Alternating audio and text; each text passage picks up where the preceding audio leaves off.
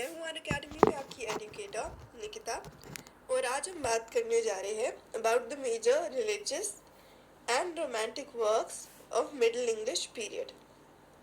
तो Middle English period में ज़्यादा जॉनर्स नहीं थे, तो जो मेन जॉनर्स थे जिनके ऊपर वर्क्स बने वो थे या तो religious works, then there were romantic works, then there were lyrical works. अब इन सब के बारे में हम डिटेल में डिस्कस करेंगे।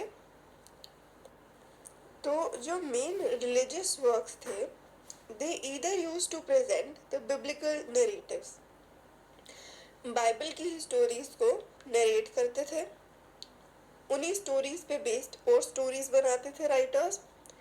देन सेंट्स की लाइफ्स को प्रेजेंट करते थे, लाइक जो होली पीपल, अच्छे लोग होते थे, सेंटली लोग होते थे उस टाइम पे, उनकी लाइफ्स को प्रेजेंट करके ऑडियंस को ये वर्क कुछ सिखाने की कोशिश करते थे।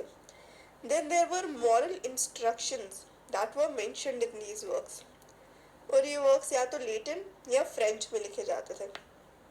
Now the first work was handling sin, जिसे कि इंग्लिश में कहा जाएगा हैंडबुक ऑफ सिन। ये रॉबर्ट मैनिंग ने लिखा था और उन्होंने इस वर्क को विलियम वैडिंगटन से लेके फ्रेंच लैंग्वेज से मिडिल इंग्लिश में ट्रांसलेट किया था।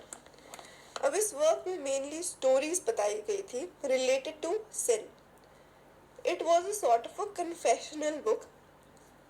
इसमें राइटर ने काफ़ी सारे एस्पेक्ट्स लिए, लाइक 7 डेडली सिंस जो थे, सिंस के बारे में बताया, कन्फेशन के बारे में बताया, एंड ही टॉट पीपल कि कैसे उन्हें एक राइट पाथ अडॉप्ट करना चाहिए and they should stay away from sins. Next major work was Cursor Mundi, or as you can call it in English, The Runner of the World. ये काफ़ी लंबी poem थी और 30,000 लाइन्स में लिखी गई थी। अब इस पोएम में हिस्ट्री बताई है वर्ल्ड की in accordance with the Bible. Christian Bible में जो जो कुछ वर्ल्ड के बारे में, वर्ल्ड हिस्ट्री के बारे में लिखा गया था, वही इस पोएम में इलेबोरेटली ऑथर डिस्कस करता है। अब ऑथर के बारे में हमें कुछ नहीं पता कि ऑथर कौन थे, बट उन्होंने हमें बस इतना पता है कि अपनी पोएम में डिस्कस करने की कोशिश की है वर्ल्ड हिस्ट्री और सेंट्स की लाइफ।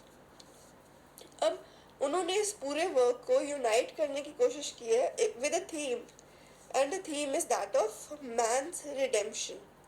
उन्होंने बताया कि मैन के सिन के बारे में बात की है और उन्होंने कहा कि किस तरह से the people they love to read romances.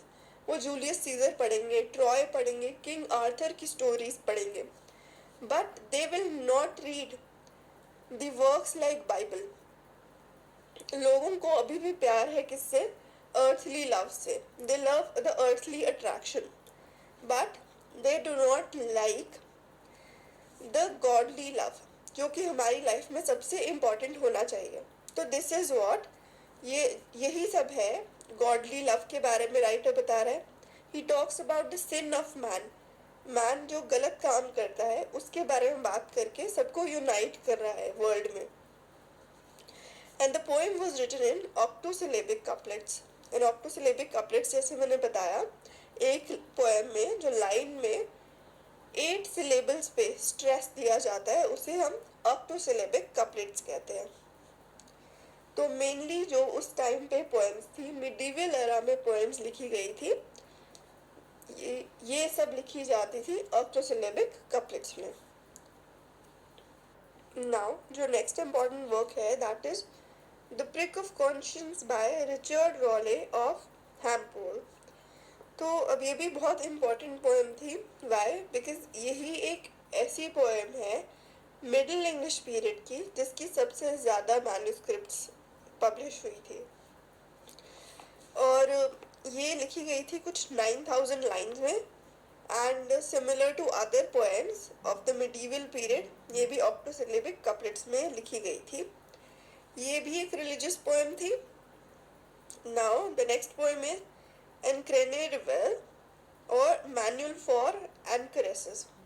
ये पोएम जो थी ये 3 लेडीज के लिए लिखी थी बेसिकली, और राइटर के बारे में ज़्यादा इंफॉर्मेशन नहीं है, राइटर का नाम नहीं पता, बस इतना पता है कि जो राइटर थे इस वर्क के वो एक सेंट थे, और उन्होंने इन 3 लेडीज़ को गाइड करने के लिए एक मैनुअल लिखा था जिसमें वो बताते हैं रिलीजियस और डिवोशनल कंडक्ट कैसा होना चाहिए एक इंसान का to fit in the society. अब ये जो 3 लेडीज़ थी दे वांटेड कि वो एक रिलीजियस लाइफ लीड करें, बट बिना नन बने या फिर बिना किसी बिशप के अंडर आए ऐसे कुछ। तो इसके लिए उस सेंट ने इन तीनों के लिए एक बुक लिखी और इन्हें बताया कि one should lead his life in a simple manner, मतलब एक सिंपल तरीके से जी के ही कोई बिना नन बने भी रिलीजियस पाथ पे चल सकता है। सो Anne Karenina Ravel was the other name, the English name for the book was Manual for Anchoresses. Now हम अब अपने नेक्स्ट लेक्चर में पढ़ेंगे about the romances of the period. तो इस एज में रिलीजियस वर्क्स के अलावा जो नेक्स्ट इम्पोर्टेंस दी जाती है वो है रोमांसेस को, और जो रोमांसेस थे वो 4 पार्ट्स में डिवाइडेड थे जिन्हें कहा जाता था matter of Rome, matter of France, matter of Britain and matter of England. और इन सब में से जो सबसे ज़्यादा इम्पोर्टेंट और जिसमें ऑलमोस्ट सब वर्क्स कंप्राइज करते हैं वो है हमारा मैटर ऑफ ब्रिटेन, जिसके ऊपर हम डिटेल स्टडी करेंगे नेक्स्ट लेक्चर में।